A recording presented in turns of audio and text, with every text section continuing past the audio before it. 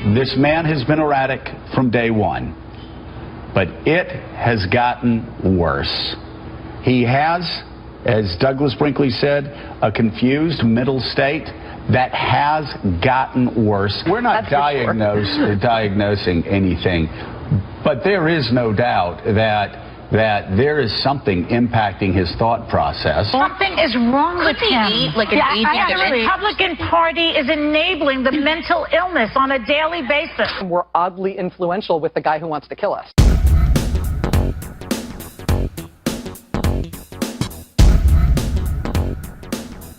The mainstream media ramping up their attacks on President Trump, suggesting he's now suffering from a dangerous mental illness. And the media aren't the only ones questioning his sanity. More than 800 mental health professionals have formed a group called Duty to Warn.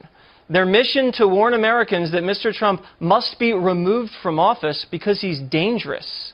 Joining me now to defend those accusations is psychologist and founding member of Duty to Warn, Dr. John Gartner.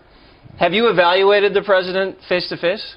No, I haven't, but I don't need to evaluate the president face-to-face. How do you not need to evaluate someone if you're going to diagnose their mental health? Actually, a personal evaluation is the least statistically reliable way to diagnose someone. We actually can diagnose people much more reliably by their behavior and by reports of people who know them well. And so we know that if Donald Trump literally means the things he said, then he would be psychotic. What reports of friends that know President Trump well have you relied on?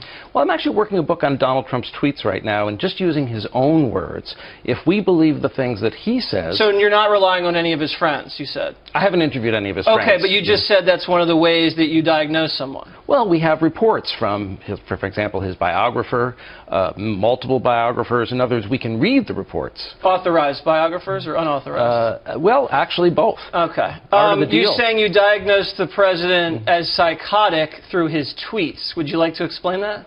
Well, there's one of two possibilities. If he actually believes he had the biggest crowd size and he was tapped by Obama, these are classic grandiose and persecutory delusions. The other option is that he's a psychopathic liar. Okay, well, 1 second. So you're saying he brags about his crowd size. Isn't that just politics? You know, they were saying Hillary's winning, and he's saying I have these huge crowds. I can't be losing that badly. I must be doing much better than all the polls suggest. That's just politics. A delusion is holding on rigidly to a demonstrably false belief despite all reason and contrary fact. Well, he had 40,000 people in an outside crowd in Alabama. It's a lot of people. It's more than President Obama had down there.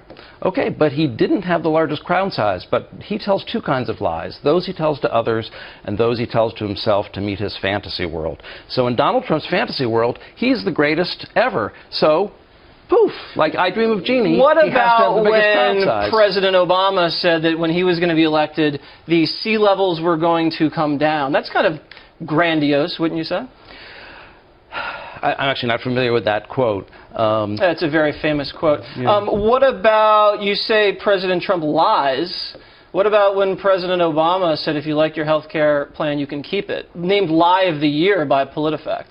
Well, PolitiFact also says that Donald Trump lies 78% of the time. Politico says he lies every 3 minutes and 15 seconds. What do you think the president's lie is, and how does that make him psychotic?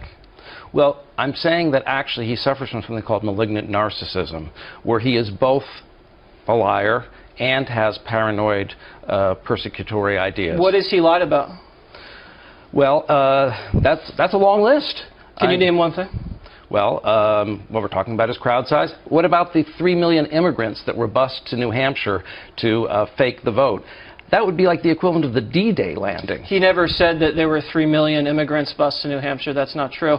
Malignant narcissism. That's interesting. So you are equating him with Adolf Hitler, if I read that correctly. Right. Don't you think that's irresponsible for you to do that as a trained professional? I think it would be irresponsible not to. You know, I was raised with the phrase "never again," meaning if you see a Hitler-like leader, even if it's a Hitler-light rising, you need to say something.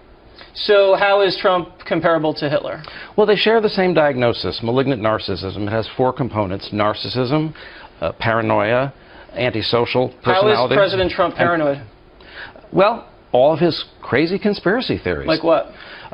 He believes that Anthony Scalia was murdered. He believes that Barack Obama had the head of Vital Records in Hawaii murdered to cover up his birth certificate. He believes Ted Cruz's father was part of the Kennedy assassination. I mean, these are wild, crazy ideas. Don't you think that's just playing politics in order to get ahead of your opponents? So the best case scenario is that he's a lying psychopath.